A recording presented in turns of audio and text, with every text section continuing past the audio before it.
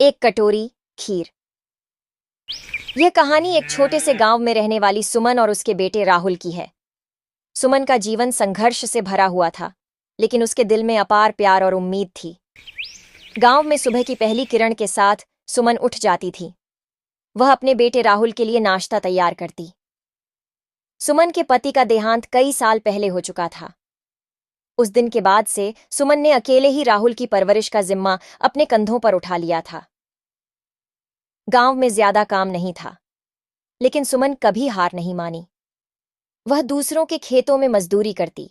उसके पास एक ही सपना था, राहुल को अच्छी पढ़ाई दिलाना और उसे इस छोटे से गांव से बाहर ले जाना।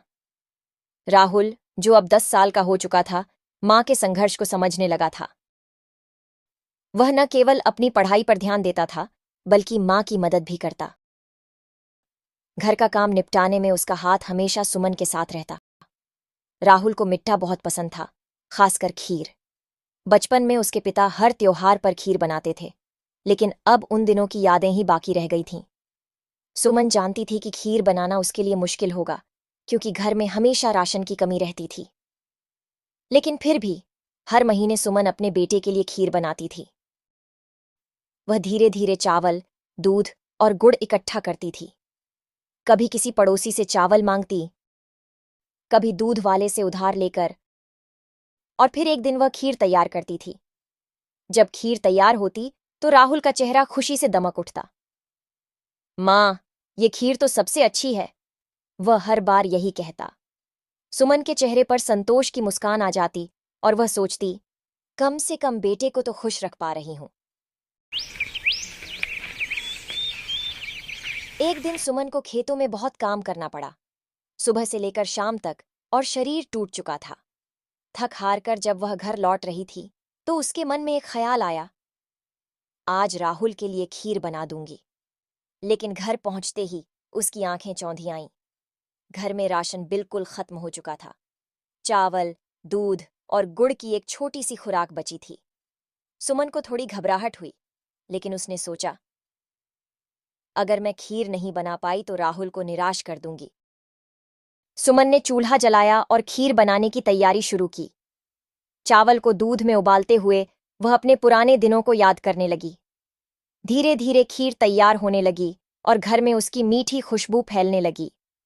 सुमन ने सोचा, अब राहुल को इसकी खुशबू से राहत मिलेगी। जब खीर तैयार हो गई तो सुमन ने देखा कि उसके पास खुद खाने के लिए कुछ नहीं बचा था। सारा चावल, दूध और गुड़ राहुल के लिए ही इस्तेमाल कर लिया था। लेकिन सुमन ने खुद से कहा, राहुल के चेहरे पर जो खुशी होगी, वही मेरी असली खुशी है। सुमन ने खीर की कटोरी राहुल के पास रखी। राहुल किताब पढ़ रहा था, लेकिन जैसे ही उसने खीर देखी, उसकी आंखों में चमक आ गई। मां, आपने मेरे लिए खीर बनाई? राहुल खुशी से बोला। सुमन ने हल्की सी मुस्कान के साथ कहा, हाँ बेटा, ये तेरे लिए है, तू खा ले। राहुल ने पहला कौर खाया, लेकिन फिर रुक गया। उसने कटोरी को सुमन की तरफ बढ़ाया और कहा, मां, पहले आप खाइए। आपने आज इतना काम किया है, मुझे लगता है आप भी थकी होंगी। सुमन मुस्कुराते हुए बोली, बेटा, मां का पेट तो तेरी खुशी से ही भर जाता है, तू खा ले। लेकिन राहुल ने कहा, नहीं मां, मैं तब तक नहीं खाऊंगा जब तक आप मेरे साथ नहीं खाती। यह सुनकर सुमन ने बेटे की बात मान ली और दोनों ने एक ही कटोरी से खीर खाई। उस रात राहुल ने मां से कहा, मां, एक दिन मैं बहुत बड़ा आदमी बनूंगा। मैं इतना पैसा कमाऊंगा कि आपको कभी काम नहीं करना पड़ेगा, और हर दिन मैं आपको खीर बनाकर खिलाऊंगा। सुमन ने बेटे के सिर पर हाथ फेरा और कहा, बेटा, मां को बस तेरी खुशी चाहिए, बाकी सब कुछ तो तुच्छ है। राहुल ने जो वादा किया वह कभी नहीं भूला। उसने मेहनत से पढ़ाई की और धीरे धीरे गांव से बाहर एक अच्छे स्कूल में दाखिला लिया। सुमन ने अपने सारे गहने बेचकर राहुल की पढ़ाई की फीस दी।